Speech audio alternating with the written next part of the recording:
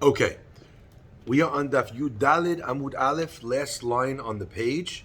If you're following in the art scroll, it's 14a3. Gemara says, Bishneh de Rabbi Yehuda Nasiya, in the time of Rabbi Yehuda Nasi, Hava Tzara, there was a problem. It wasn't specifically the type of problem that we've been discussing up until now with rain. It was a problem. Gazar Tlat Esrei Ta'aniyot. Rabbi Yehuda, he was Gozer, he instituted 13 Ta'aniyot. Velo I'aneh, and they were not answered after 13 Ta'aniyot. Saval Migzat Tfeh, so he thought, you know what, 13 didn't work. 14, let's go. Keep going. Add more. Amale Rav Ami. Rav Ami said, Hare Amiru, we learned in Matrichin et HaTzibur Yoter Midai. We don't burden the community too much. And I guess 13 is the magic number. 13 is good enough. You know, that's fine. But 14, that's unspeakable. Because 13 is exactly what we saw. Shalosh Rishonot. Three, and seven. Right. But what's the logic for those 13? How come specifically 13? Amar Rav Abba, Bered Rabbi Chia bar Abba. Rav Abba said the name of Rabbi Chia bar Abba. Rabbi Ami, de Avad, Rabbi Ami, who learned this, legarmeh David. He did it. Legarmeh means for his own purposes, right? He didn't want to fast anymore. So what did he say? He told him, look, you can't do that. That's aib. You know, it's too much more. It's too much to do. Ella, Hachi Amar Rav Chia bar Abba Rabbi Yochanan. Rav Chia bar Abba said, in the name of Rabbi Yochanan, Lo Shanu, we only learn this halacha, that you're not allowed to go more than that amount, like shamim, for rain. Aval l'shar minei poranut, when it comes to other challenges and other problems for the people, mit'anim ve'olchim, you're allowed to do more. Ad she'anu min hashamayim, you're allowed to schedule more fasts until they get their answer from Hashamayim. Tanya Namiyachi, we learned this concept in a Braita. Kisha Amiru Shalosh, when our Chazal, when our rabbis taught us that they said there's three specific sets, like we just said. Ukisha Amru Sheva, when they said that we should take on an additional set of 7. Lo Amru, when did we say this halakha? Ela legishamim, for rain. When it comes to other things, a person is allowed to fast and carry on, do even more. Ad until they get answered. The Gemara then says, Lema, let's say from here to have it yufta deryami. You see from over here, from this Braita, we just knocked out the opinion of Rav Ami. Okay? Amalecha Rav Ami, the Gemara says, no. What would Rav Ami say to this knockout punch? He would say, Tanaihi. It's a machloket Tanaim. Right? Why? The Tanya, the Braita says, En gozrin yoter mishlosh ta'aniyot la'tzibur. We don't institute more than 13 ta'aniyot fasts on the community. Because we don't do too much for them. Divrei Rebbe. These are the words of Rebbe. Rabban Shimon ben Gamliel Omer. Rabban Shimon ben Gamliel says, Lo, min Hashem uzeh. Okay? Not because of that is the reason why we don't do more. Ela, rather, the reason why we don't fast anymore is because the time of the rain is already gone. So at this stage, maybe it's pointless. Okay? It's pointless to fast anymore because it's not going to help the situation. Since, as we learned earlier in the Masechet, the growth happens from those early rains. Once you pass that by instituting your 13 fasts, we're already past the situation where it makes any sense to fast anymore. However, what does that mean? When it's not about the rain, when it's about something else that would help, if it would help, we would do more. And therefore, you see that Rav Ami, who says that you don't do more, is following perhaps the first opinion, illustrating that that's in every circumstance. And the second idea, which is about the rain being relevant or not, the fast being relevant or not, that opinion would indicate that it was only about the rain. So the first opinion, the opinion of the one that argued of Rabbi Abba, that argued on Rav Ami, that's the opinion of Rabbi Shimon ben Gamliel. The opinion of Rebbe would follow the first Braita, which says in Matrichin. There's another way of learning that as well, that maybe Rabbi Abba could also be going according to both opinions, and he's just giving you the opinion of each of them, and both of them may apply only to rains. Either way, the Gemara then continues and says, where we went back to before, where do we put this, the concept of Anenu, where does it go in the Amidah? Shalchu le'bnei Ninveh l'Rabbi, the people of Ninveh, the city of Ninveh, they asked the question to Rebbe. Kegon Anan, when it comes to people like us, we need rain all the time, even in the summer. We said earlier that in the summer, if it rains in the summer, what is it? It's a siman kilala, because we don't need the rain then, we don't want the rain then. So if it rains in the summer, that's a sign of kilala.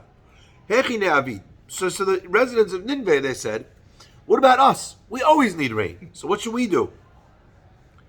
Ki yechidim daminan?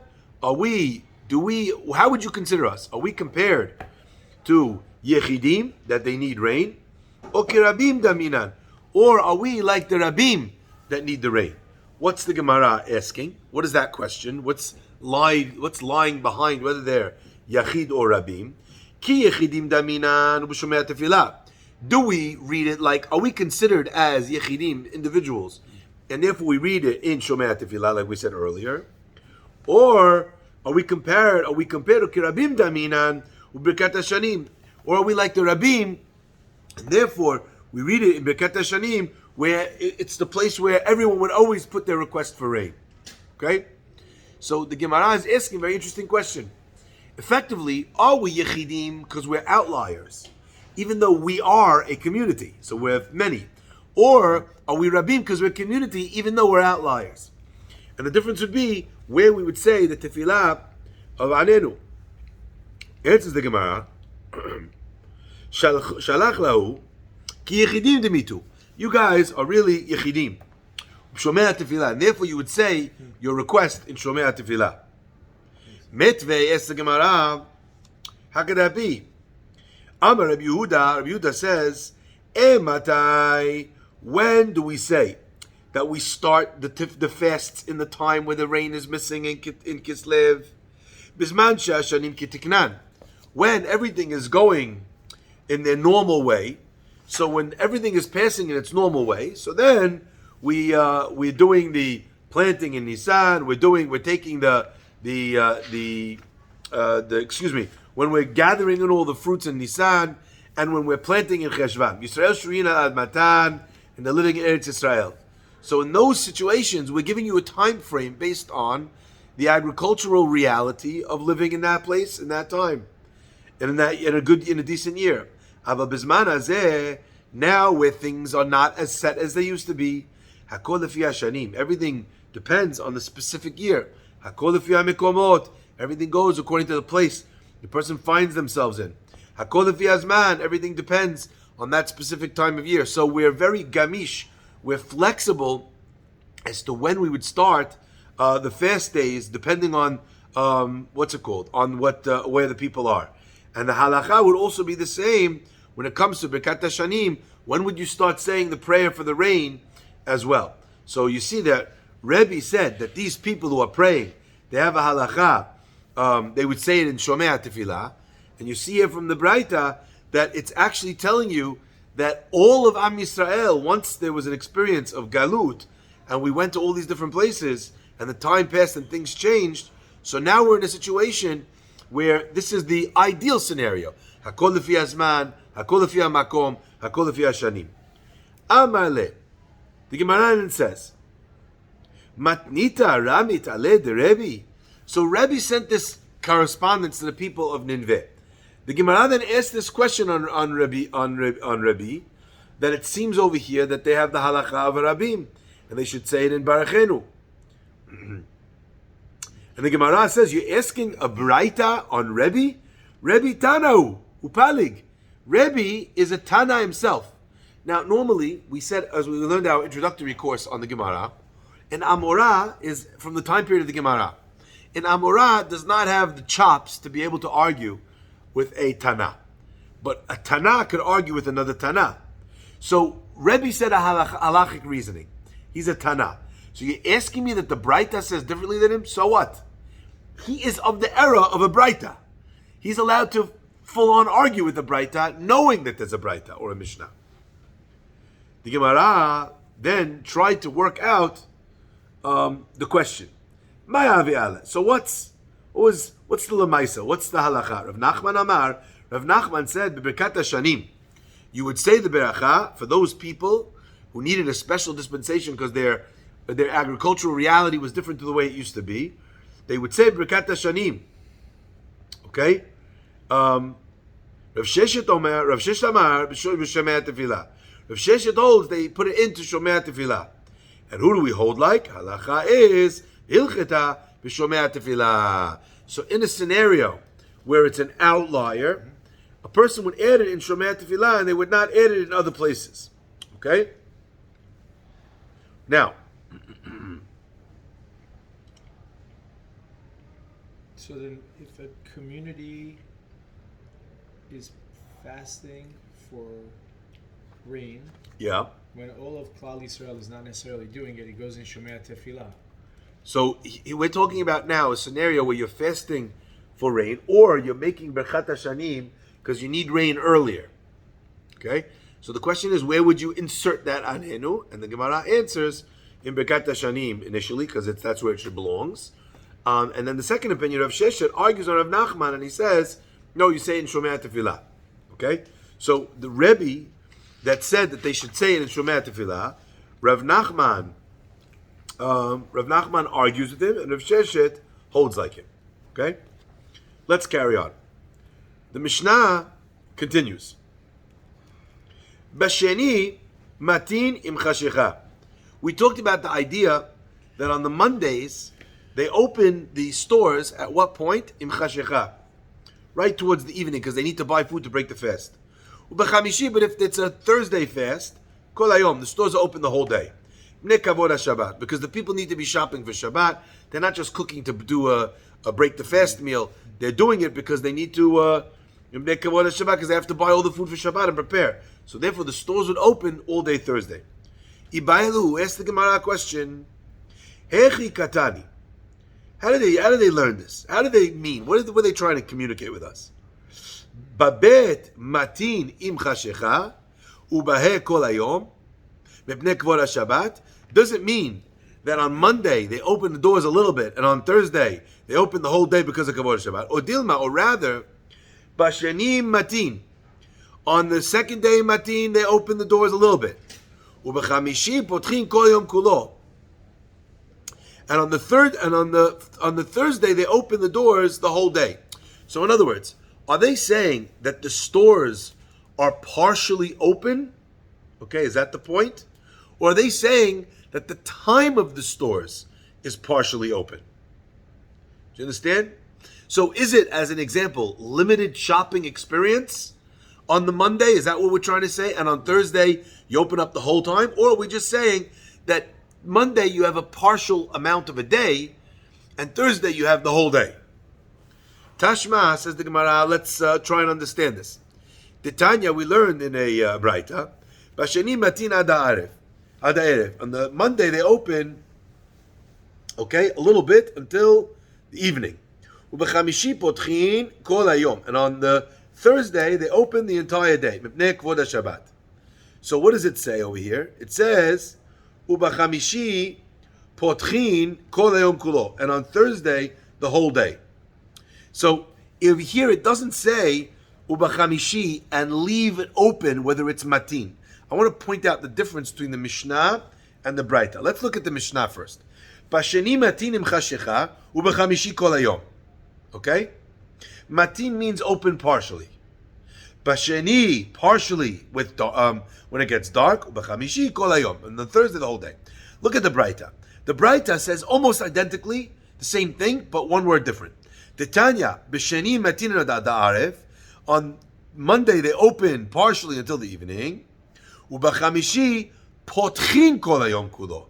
It doesn't say ubachamishi kol hayom kulo, which could mean that the stores are open partially, one door, yani, half of the aisles. Hayu lo shtei petachim. If the guy had two doors to the store, Potech echad v'noel echad. Opens one and he locks the other. Haya lo itztaba kineged pitcho. If he had a bench in front of the opening, potech kedarko v'eno choshesh. In such a case, he's allowed to open normally, and he doesn't need to worry about it. He doesn't need to worry about the fact that people are going to see the food. Why? Since the street is set back, because the bench is going to be, it has people sitting in front of the door. That means that there's a space between the street and the door front. People can't see directly in the store. So we said earlier that we don't want the stores fully open, because people hazit, they're fasting. They don't need to walk past your delicious Sicilian slices and your fantastic burgers and, in the window. Masha'enken, if there's a space, a bench, itztaba, in front of the store, in that case, he's allowed to open fully. The Mishnah continues. Avru elu v'lo na'anu. What happens if we pass the 7 fasts and they still didn't finish, they still didn't get their response? Mima'atin ma'asau matan. At that stage, what do? At that stage, they start slowly to limit their businesses, ubibinyan, and in their construction, ubinitiya, and in their planting. So we take all these things that are positive, that are even necessary elements of living life, and we try and do less of them. Because fasting more maybe is impossible, because we said you don't want to do Torah Tzibur too much. So at that stage, what do? We just make everyone leave business faster. We make them build less. We make them plant less. Tana, we learned in a Braita, Binyan. What does it mean that we don't let them do building? Binyan shel simcha. That's talking about a specific type of building which brings joy. Nitiyah, what does it mean? Planting? Nitiyah shel simcha. It means a planting which is of joy. According to the JNF, all planting is planting of joy. But over here, we're going to learn something different. The Gemara explains what the Braita means. Ezu binyan shel simcha. What kind of building is a joyous building? Zeh boneh bet chatanut libno. This is when someone builds a house for a wedding for his son. So when he does that, it's very celebratory, okay? So he needs a hall for the wedding, or he wants to build something magnificent for his son to get married in. That's a joyous building. So we would hold off from building that. We would hold off. Sorry.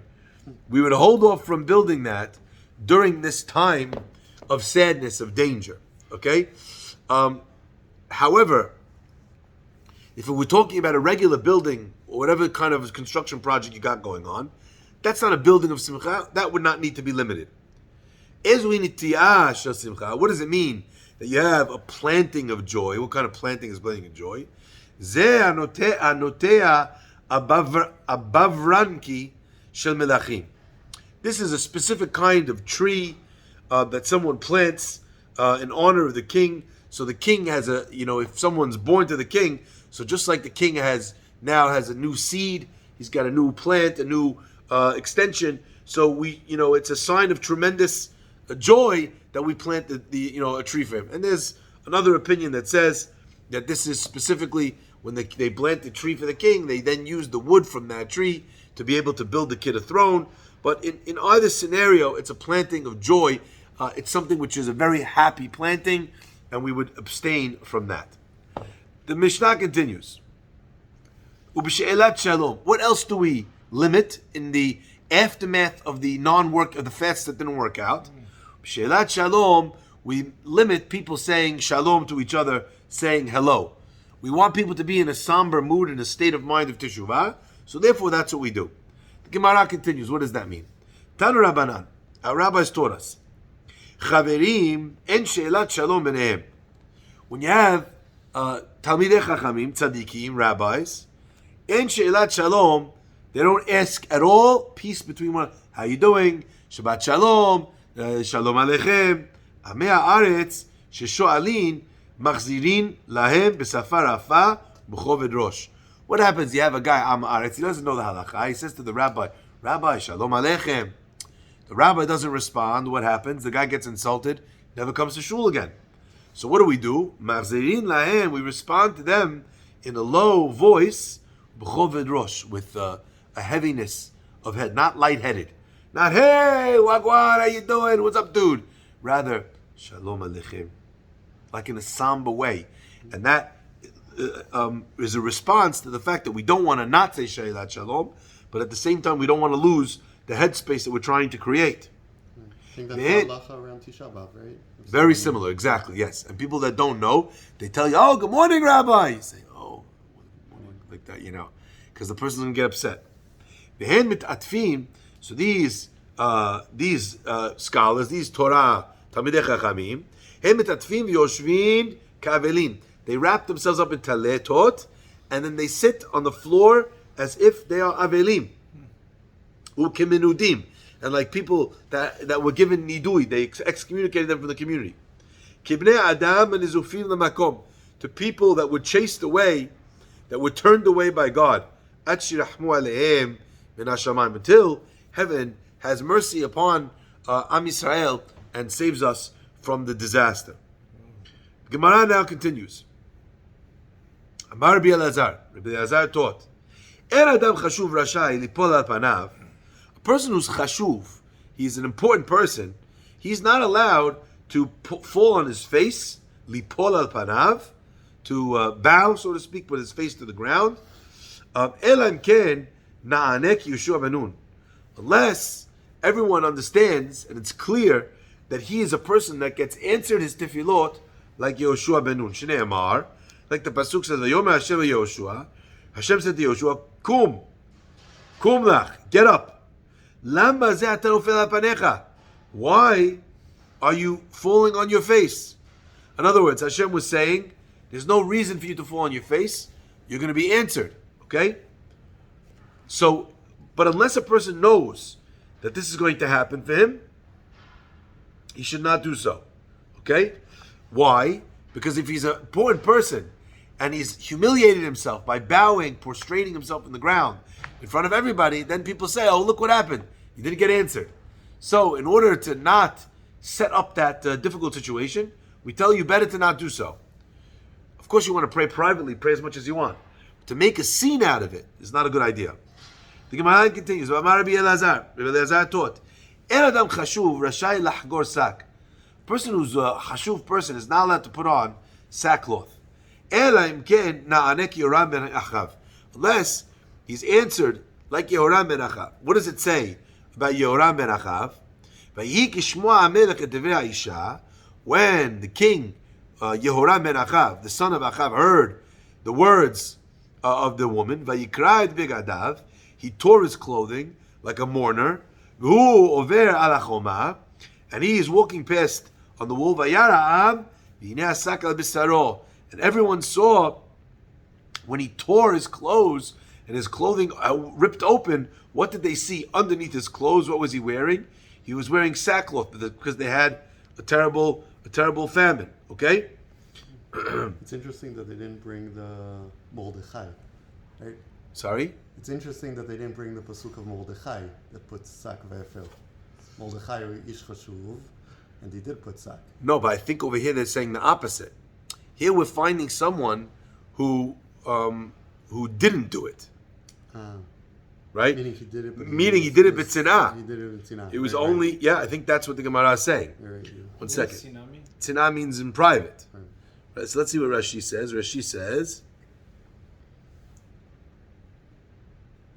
Sheyodin hen shena'aneh ki Yoram rasha haya, ela shhitaneh ara'av shaya bi'amav. He was a rasha, and he fasted, and he gave himself inui for the fast, for the famine.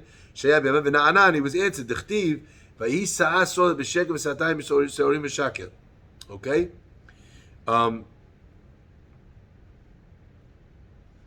So in this scenario, I mean, again, it's a little bit interesting because he was someone that he was answered, but at the same time, his exhibition of sackcloth was not in public. And if you remember earlier on, when we talked about falling on your face, the reason was that the people shouldn't see that you're doing something like this and not get answered. So I wonder, why did Yehoram need to actually hide his sackcloth? Right? Why did he need to hide it? If he wasn't answered, people wouldn't be surprised. He wasn't an Adam Chashuv. I think he was Adam Chashuv. He just wasn't a tzaddik. So, right? As But the far as whole Chashuv, he reason, was Chashuv. yes, but the whole reason why we're worried about a person being Chashuv is because the people will say, how can it be that Hashem didn't answer? When a person's a Rasha, no one's asking that question, right? So I'm not really sure, after maybe look into this Gemara to try and understand. But I have, Yeah, go ahead. it says, unless it's known that he'll be answered like Yoram, unless it's known that he's going to be answered like Yehoshua ben Nun, how do you know? There's no way of knowing that you're going to be answered like them. I think that that's true for me and you, but the type of person that knows when he's going to be answered does know. Okay? But there's something confusing in the Gemara here, because when we bring the example of Yoshua bin Nun, that's the one that everyone saw. He didn't fares, yeah, he's a tzaddik, but he knew that he was going to get answered. And when they bring the example of Yoram, he did it actually in Sinai, like the Rav said. So the only thing it's kind of like an opposite situation where maybe in his head he wasn't sure that he would be answered, which is why he did it in Sinai. Interesting. So I'm wondering if this is the pshat, because look, the pasuk says Vayar ha'am, and the people saw. So look for 1 second. You see Likutei Rashi on the side? You have Likutei Rashi? Rashi in Melachim, on the spot, says Vayar ha'am derech hakera. The people saw. How did they see? They saw through the rip. Do you have Likutei Rashi on the I don't side? have it here. It says Maybe check. Sof HaMasechet. Okay. Do you have it? Yeah, look at it together with him. You do. You have it on the side. Vayar hakera, right there. Last one. Yeah. You see it? Yeah. Vayar ha'am derech hakera. The people saw. How did they see? They saw it. They saw it through the rip. See that? No. Yeah. Yeah. So maybe there's another way of learning what actually happened over there, because you could also learn the pasuk. Vayara, he ripped his clothing, v'hu over ala choma, and he's walking on the wall. Vayara'am v'hineh asak al besaro. It could mean that is another alternate way of learning that pasuk. Could mean, behold, like that. That was something new. That he changed, not that he was wearing it already. So that could be, and then that would fit with this interpretation of the Gemara. Okay? Now, I see over here that there's a note that there's a different understanding, Rashi and Megillah 22b. Okay? So I'll have to look at that as well and see in the Rashash if they're learning the Gemara in a little bit of a different way. But either way, even if that isn't the case with him, the Gemara is saying, En adam chashuv rashai lachgor sak. A person is not allowed to do that unless they know that they're going to be answered. Now, it could be that Yehoram wasn't listening to this Gemara like he wasn't listening to any of the mitzvot. And it just means you have to know you'll get answered for wearing sackcloth like Yehoram was. But maybe actually, right? And it doesn't mean, we're not proving that it's okay from Yehoram. We're just saying you need to be a person who gets answered like Yehoram was answered. In that case, the Gemara would not be the same, the first Gemara and the second, but it would actually fit clearly. Gemara continues. V'amar Rabbi Elazar. Rabbi Elazar says, Lo hakol b'kiryah. Not everyone gets a response from Shamayim with tearing kiryah, with ripping their clothes. Lo hakol b'nefilah. Not everyone through falling down on the floor. Moshe v'Aaron b'nefilah. The pasuk says by Moshe and Aaron, vayiplu al peneihem, and they fell on their face. You find it many times in the Torah. Yehoshua v'Kalev b'kiryah. But Yehoshua and Kalev, they did not get answered by nefilah, but rather by tearing their garments. Where do we see this? Well, Moshe v'Aaron b'nefilah. Dichti vayipol Moshe v'Aaron al peneihem. They fell on their faces. Yehoshua v'Kalev b'kiryah. And Yehoshua and Kalev, they got answered by God when they tore their clothes. Where do we see that? Dichtiv. The pasuk says, v'Yehoshua ben Nun v'Kalev yefuneh kara'u bigdehem. They tore their garments. We're talking over there about the time when they were the spies, and the two of them tore their garments in the merit of that tefillah. Right? They were answered that they were able to go into Eretz Israel. Gemara now asks a question. Mat kifla Reb Zera. Reb Zera asked the question. Oh, v'itema. And some people say Reb Shmuel bar Nachmani. Some people say it was Reb Shmuel bar Nachmani who asked the question. Iha v'ktiv Yehoshua. If it said in the pasuk Yehoshua kideka amrit, I would agree that it's exactly like what you just said, that Yehoshua was not able to get God's attention by falling on his face like Moshe and Aaron were, but he needed to be able to tear his clothing. Yehoshua, now that it says, and Yehoshua, right? Where the Yehoshua ben Nun, and Yehoshua ben Nun, v'Kalev ben Yifureh, they also tore their clothes, right? Maybe it doesn't mean, right? Maybe it does not mean that Yehoshua achieved this by doing one. Maybe he did both, because it says Moshe and Aaron fell on their faces. The Yehoshua means and he, which means that he's connected with those as well. And then now the second one is going forward. The Gemara now continues, and the Gemara says, "Ve'amar Rabbi Elazar," and Rabbi Elazar said, "Lo hakol bekima." Not everyone, just like we said, not everyone gets b'kiri'ah, not everyone gets b'nefilah. So now we're teaching a new idea. Not everyone will be zocheh to be there b'kima when the time comes in the final redemption, right? V'lo hakol b'shtachavaya, and not everyone will be able to greet Am Yisrael, right, by bowing. Melachim b'kima, rather, the kings that will be alive will be able to greet the Jews in the time of the redemption b'kima while they're standing. V'sarim b'shtachavaya, and the noblemen, the governors, etc., they'll bow before Am Yisrael when the Jewish people arrive in the final Geulah. Malachim b'kima, how do we know it? Because the pasuk says, "Dechtiv ko amar Hashem, Goel Yisrael kidosho." So did Hashem say, the Redeemer of Am Yisrael, his holy ones, right? Livzo nefesh lemitaev goy le'eved moshlim melachim yir'u v'kamu. So livzo nefesh means to the one whose soul was put down, like a bizayon. Limitav goy, to the nation that was a to'eva, was a abomination. Le'eved moshlim, right, to those that were ruled by the various servants. Malachim yir'u, the kings will see that you'll be redeemed, v'kamu, and they'll stand. But then the pasuk says, v'sarim v'shtachavaya, and how do we know? Because then the pasuk continues and says, sarim v'ishtachavu. So on the day when the ones that are degraded, where the ones that are born to the nation, where the ones that are ruled by servants, when Am Yisrael rises in the final redemption, in the time of Mashiach, malachim yiru v'kamu, the kings will see that now is the time for Jewish redemption, and they'll stand and see us approaching this exalted state, and the sarim v'yishtachavu, they will bow. Matkif la Reb Zera. Reb Zera asked a question. Iten Rabbi Shua bar Nachmani, and some people say it was Rabbi Shua bar Nachmani asked this question. Iaviktiv v'sarim yishtachavu. If it would say, and the nobles bowed, kideka amrit, I would agree with you that the nobles, the sarim, the governors, everyone but the kings, will bow, but they won't stand. Hashadichtiv sarim yishtachavu. Now that there's no vav connecting the malachim and the nobles, right? Hava avud.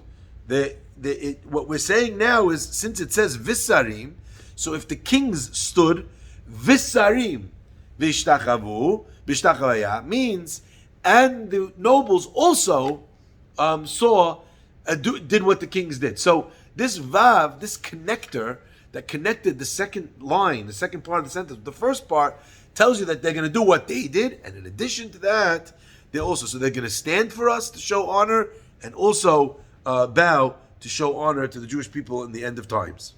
Rav Nachman bar Yitzchak says, Af ani omer, I also say, lo hakol leora, not everyone is going to get the light of Gan Eden. Lo hakol lesimcha, and not everyone's going to get the joy of Gan Eden. Tzadikim leora, the righteous people will get the light. V'yisharim, and those that are straight will get simcha, the righteous ones will get happiness. How do we know? Tzadikim leora, the tzadikim get light, because it said d'chtiv or zaru ala tzadik. A light is planted for the tzaddik. V'lisharim simcha, and how do we know that the people who are honest and straight and righteous will receive joy? D'chtiv, because the end of the pasuk says, V'liyishre lev simcha, and for the Yishrei Lev, for the ones that have a straight heart, simcha, they will receive joy. Now, what's interesting to me is that in each one of these examples, the Vav in the end said that the people who got the Vav got both, or did both. So over here it says, Ozaru la tzadik, v'uli Yishrei Lev simcha. Which should mean that you get both.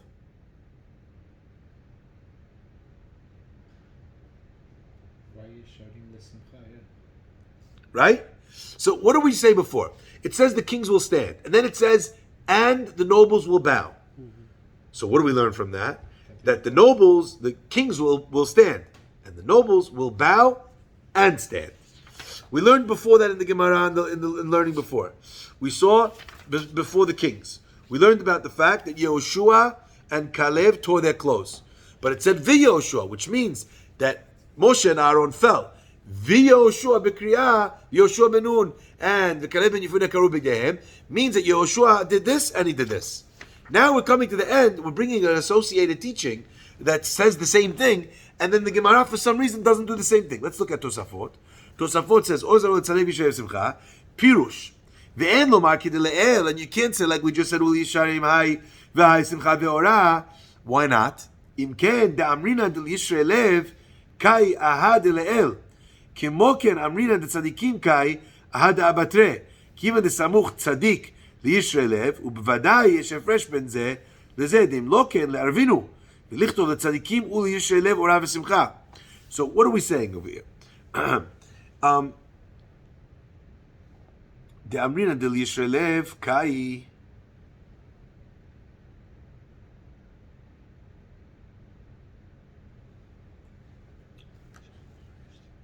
the same way you're going to say that Uli Yisrael Lev is connected to the beginning, then you'll also say that the Orzarul Tzaddik is connected to the end. The Tzaddikim kai ahad abatre. Even the Samuch Tzaddik Yisrael Lev. Right? Over here, the words Tzaddik ul Yisrael are one next to the other. In the previous examples, it says that Moshe and Aharon, look at the Pasuk. The pasuk says, "Vayipol Moshe ve'Aaron al pneihem lefnei kol kahal adat bnei Yisrael v'Yehoshua ben Nun." So it doesn't say Moshe, Aharon, v'Yehoshua. You got it? Okay. Meaning, if it would say, "Naflu al pneihem Moshe ve'Aaron v'Yehoshua," then it would be connected, and you would learn the connecting vav takes you both ways. Right. That Yehoshua did what they did, and Moshe and Aaron did what he did. But here, since it says Orzaru la tzadik uli yishrei lev, so the two things that we're talking about are actually one right next to the other. So you'd assume that if uli yishrei lev simcha would teach you both, then tzadik would also give you both.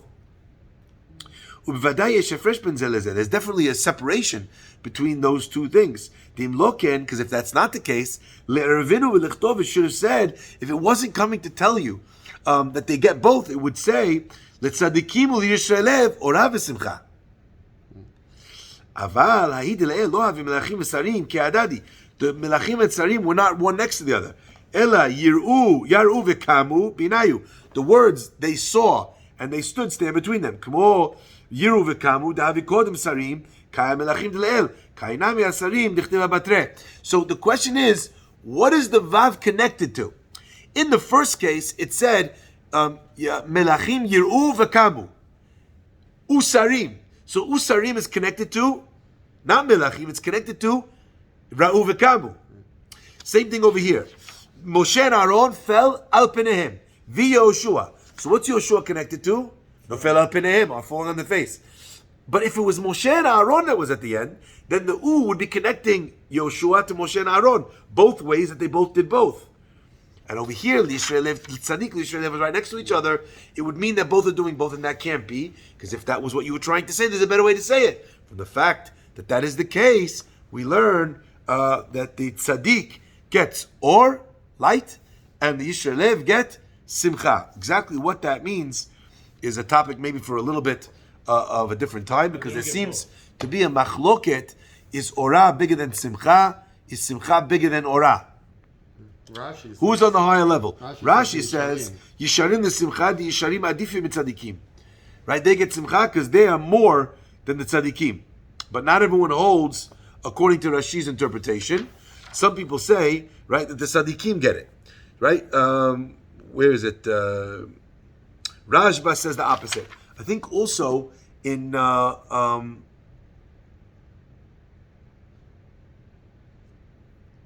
you be a tzaddik 1 second. and yesharim? Yes, you can be a tzaddik, and then you get ora for being a tzaddik and simcha for being a yashar. Okay. In fact, doesn't the pasuk say tzaddik v'yashar hu? It says about God. So it uses these specific two appellations for Hakadosh Baruch Hu. Baruch Adonai Le'olam. Amen.